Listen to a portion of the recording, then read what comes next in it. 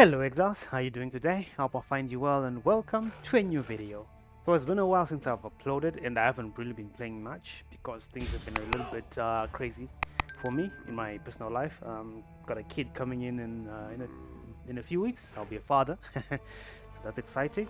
But yeah, so just wanted to share this video with you guys.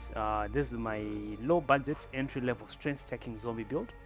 Okay, for the build guide that I put out earlier. So this build is not very tanky. Okay, I think it's got about 35,000 on early hits, about 20,000 on first hit, something like that. It's not tanky, but it is good enough to do tier 16. You can do your blights, you can do without dying much or even at all, right? But it is really fast. It's got good damage, and the clear is so amazing with the explosion from our animate guardian. So let me go through the gear first. So the ones I self-crafted, these ones. This is the one that I crafted in that video. No, this is not the one. I sold that one and I crafted these two from the currency I got. Okay, so I got this one. It's got minion damage plus 1 all skills plus 1 all minions in minion attack and cast speed, and this one has got plus 2 minion damage and trigger craft. And then the helmet, still the basic image, no corrupt.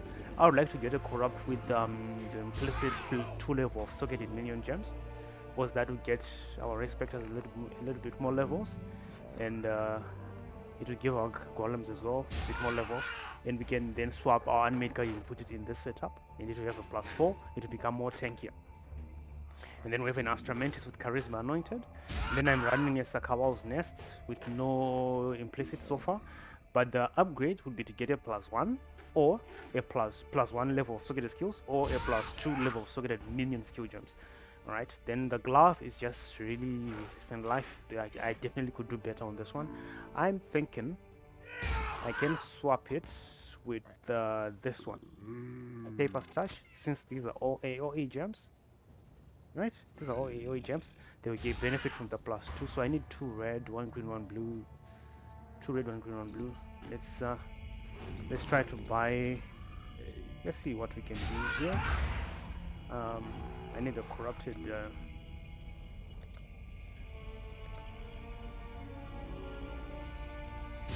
go for 5.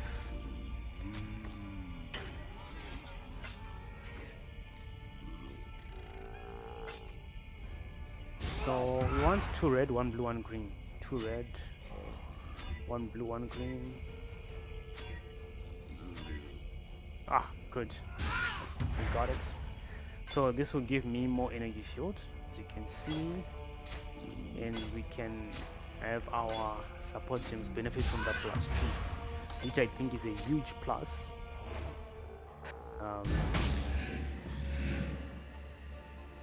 Which I do think is a huge plus. And then we have 1009 strength from the gear that we have, and then our resistances are all maxed.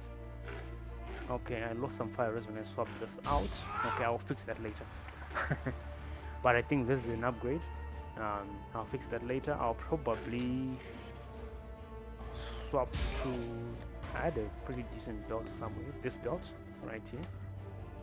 Right, this belt will do. It's got some strength on it. It's got some energy shield. I think this belt will do, so I'll swap to that. And then I also have this belt. This is a trash belt. I just put aspect of the even earlier in the game, but I think I'm gonna swap to this one and have my aspect on one of these rings right here. So I think I'm gonna swap that and put my aspect on one of those rings.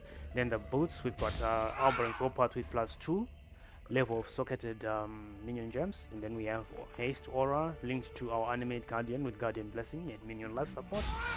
This gives our animate guardian to give us haste aura, right? This haste aura, it's free, it's no risk, it doesn't have reservation efficient at all. So our animate guardian's got 8,000 life, and then we also have a good cool spell on our animate guardian, which gives it a lot of life regeneration. And then I also picked this up.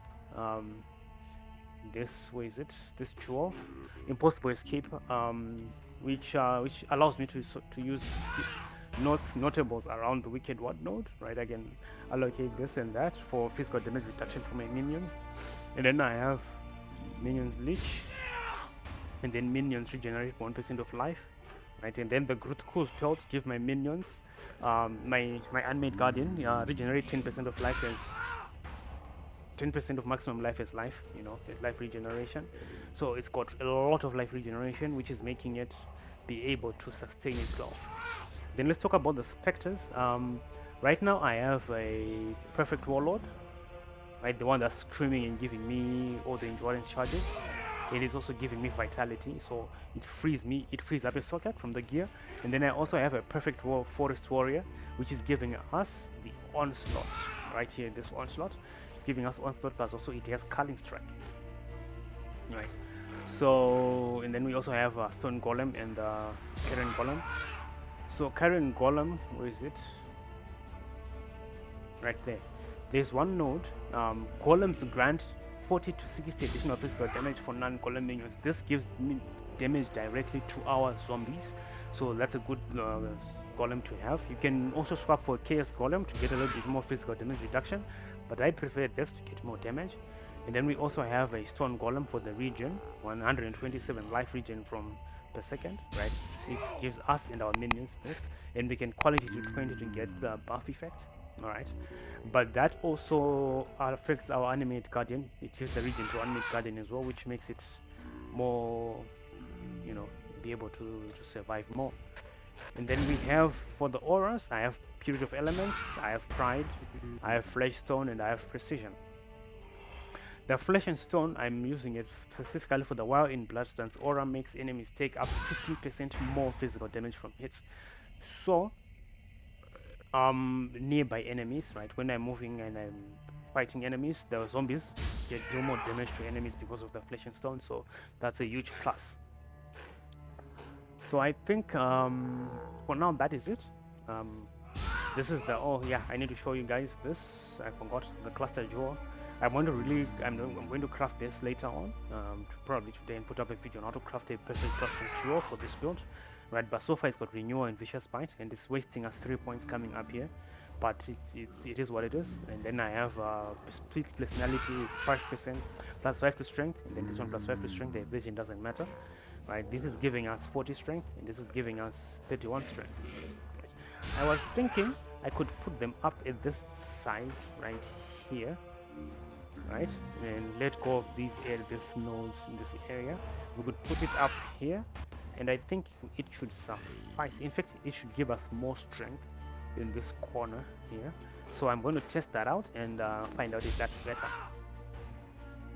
So that is it for the video, guys. If you like what you see, subscribe, leave a like, and then I'll also put the POB in the description down below, and leave a comment and give me some suggestions to improve the build as we go on. I'm not going to be doing the low life build. I'm going to stick to the life version, life and ES version. I don't like the low life with the flask for now, playing around with flask. I don't like it, you know, so I'm going to be playing around with this. Right now this build is doing about 6 million shaper DPS. This is the POB, right? It's doing about 6 million, yeah, 6 million shaper DPS, right? This might be wrong because we do not have this, so it is definitely wrong. So we are doing 4.8 million, yep, 4.8 million. I was just checking what up because it will affect the build. We are doing 4.8 million shaper DPS, and the clear is quite good. I want to do a sample map now to show you guys how the build is playing. I'm farming blight in toxic sewers. I'm just alking. No, I'm just alking like this, and corrupting the map. No reflect, good. And here we go. So since my resistances are not fixed by that, let me just swap this back for now, and then we will swap back later.